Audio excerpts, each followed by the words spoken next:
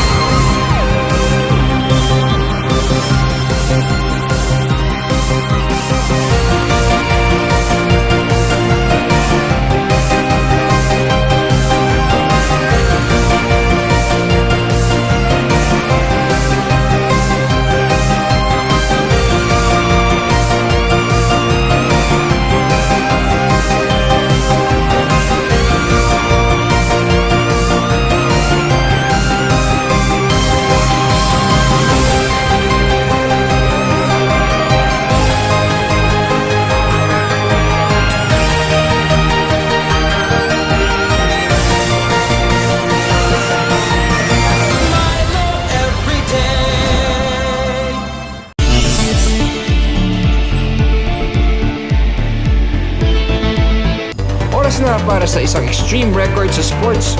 At ngayon titingnan ang isang sikat na sport na nilalaro sa buong mundo. Ole! Ito ang football. Minsan ang tawag sa sport na ito ay soccer. Pareho pala ang football at soccer. Titignan natin mula sa iba't ibang category ang mga extreme record sa football. Simulan natin sa longest goal na pumasok. Para ma-appreciate natin ang record na to, alamin muna natin ang size ng typical football field. Tandaan nyo to, may haba ito na 105 meters o 115 yards. Isa sa record para sa longest goal ay sipa mula sa 97.5 yards. Ito ay mula kay Asir Begovic noong 2013. Layo-layo-layo. Pero natalo ang record na to noong 2021 ng goalkeeper na si Tom King.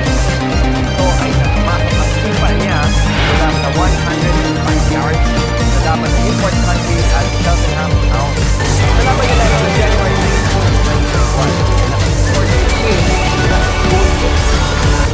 Ito pa isang extreme football record. Ngayon naman ay patagalan ang laban. Ito ang record para sa longest football game na nilaro.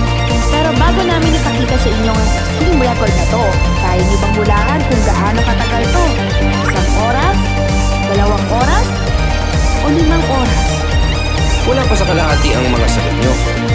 Dahil ang longest game ever played ay may nakakabilib na 108 hours noong May 2016 ng isang amateur team na Heartbeat United. Nahati ang team sa dalawang kupunan ng 18 at naglaro ng charity game na nakagawa ng world record. Ito pa isang record na ginawa naman ng mga fans. Ang vuvuzela ay isang plastic horn na ginagamit ng mga fans para mag-cheer. At ang extreme record na to ay ang pinaka-madaming taong umiihip ng vuvuzela ng sabay-sabay. Ang record na to ay nagawa sa South Africa noong 2009 ng 12,511 na fans. Inorganisa ito ng kumpanyang Vodacom para makasungkit ng world record. Believe!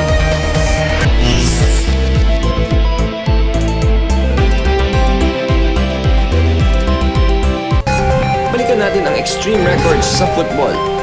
Alamin natin kung sinong player ang may pinakamaraming goal sa European season. At ang titulong ito ay napunta kay Lionel Messi nang matalo niya ang record na 67 goals ni Gerd Müller ng Bayern Munich noong 1972 to 1973. Mas marami pa sa 67? Ang dami-dami-dami 2011 to 2012 season, naglaro si Messi at nakakuha ng total score na 73 goals. Ito naging highest score sa lahat ng European seasons. Hindi lang yan, meron pang score record na nakakabilib. Ito ang highest consecutive scoring sa liga. At ang record na to ay napunta pa rin sa football star na si Lionel Messi na nakascore ng 21 na sunod-sunod sa laro sa liga.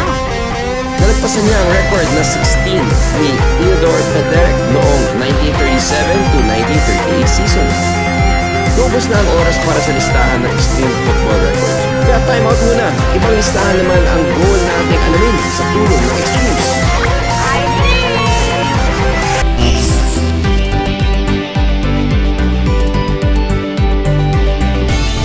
Itong Extreme Records Music Edition.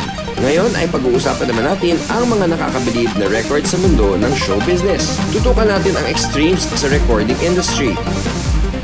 Concert tsaka tour. Yan ang ginagawa ng mga hip-hop at rock and roll artist.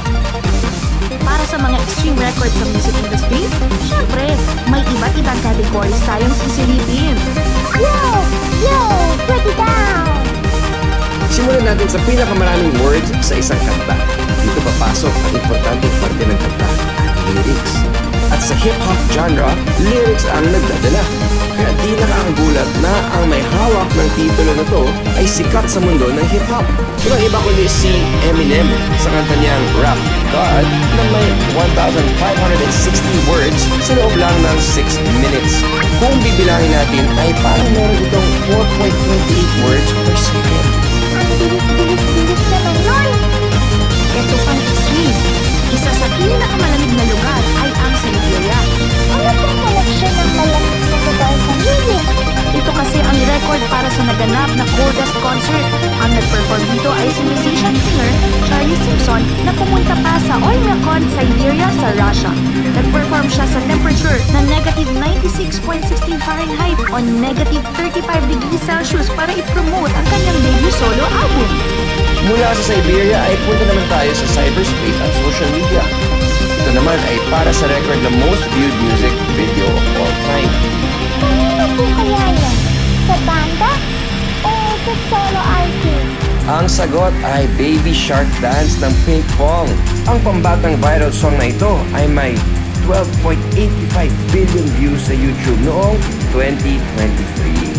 Pero ngayon 2025 ay umabot na sa halos 16 billion views ng video. Ito naman ang record para sa most viewed music video sa loob lang ng isang araw. Walang iba kundi ang author ng South Korean K-pop na BTS, I Believe!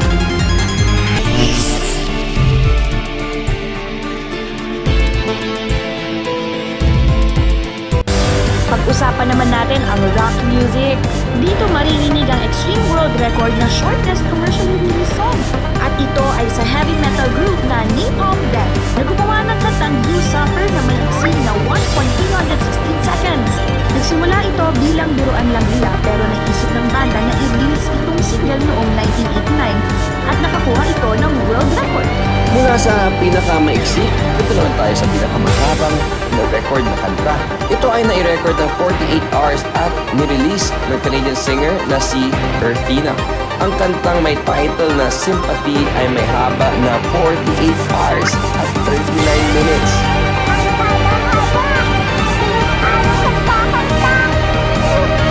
Itong record naman ay gawa ng mga fans. Ito ang concert attendance na higit pa sa populasyon sa syudad. Ginanap ito sa City of Manila sa Quezon. Isa itong maliit na city na may 185,000 na populasyon. At sila ang tumanggap sa 225,173 na guests na manunood sa singer na si Vasco Rossi. Para naman sa titulong most number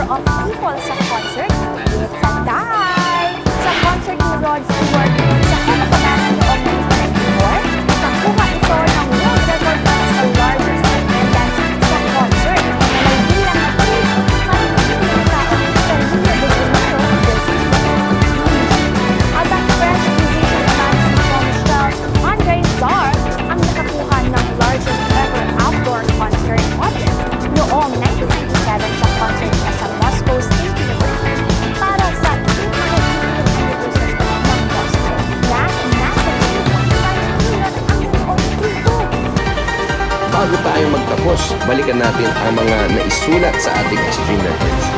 Sinimulan natin kanina sa sports, ang most extreme record sa football. Nakita natin ang mga nakakabilib na tao sa larong ito. Nakilala natin si Lionel Messi na may hawak ng dalawang pinaka-importanting records sa sport. Ang most goals scored in a single European season at highest consecutive scoring in league games. Pangalawa naman ang record sa show business ng music industry. Nalaman natin ang most words for a hit song ni Eminem. Ang chorus concert ni Charlie